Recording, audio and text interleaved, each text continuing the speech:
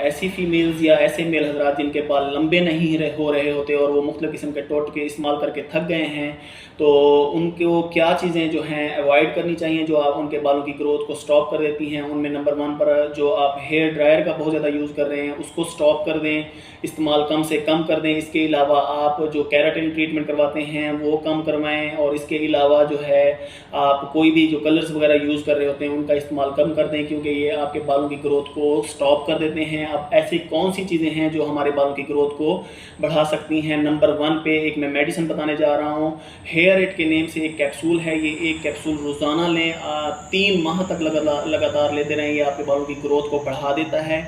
اب میں آپ لوگوں کو ایک آئل بتانے جا رہا ہوں، آپ نے کیا کرنا ہے 25 ml 4 آئل ہیں جن میں سے ہر آئل کے 25 ml لینے ہیں۔ نمبر 1 پہ آتا ہے کیسٹر آئل، المنڈ آئل اور اولیو آئل آتا ہے، اور اس کے علاوہ مسٹرڈ آئل ہوتا ہے۔ ان چاروں آئلز کے آپ نے 25 ml لینے ہیں ایچ، وہ 100 ml بن جاتا ہے۔ اس میں آپ نے 2 کیپسول ایویان 600 والے جو کیپسول ہوتے ہیں وہ آپ نے ڈالنے ہیں، اسے اچھی طرح مکس کرنا ہے۔ اس کے اندر آپ نے 5 ml ٹی ٹری آئل کے نیم سے ایک ملتا ہے، وہ لے کر 5 ml اس میں مکس کریں۔ آپ ہفتے میں 1 یا 2 بار اپنے بالوں میں جڑوں میں اسے اچھی طرح مساج کریں، 2 گھنٹے تک لگا رہنے دیں، اور جو بھی شیمپو گھر میں اویلیبل ہے وہ اس سے آپ واش کر لیا کریں۔ یہ پروسیس آپ جاری رکھیں تو آپ کے بال جو ہیں 1 ماہ کے اندر اندر لمبے ہونا شروع ہو جاتے ہیں، ینگ نظر آنا شروع ہو جاتے ہیں، اور جو ہیئر فال ہو رہا ہوتا ہے وہ بھی سٹاپ ہو جاتا ہے۔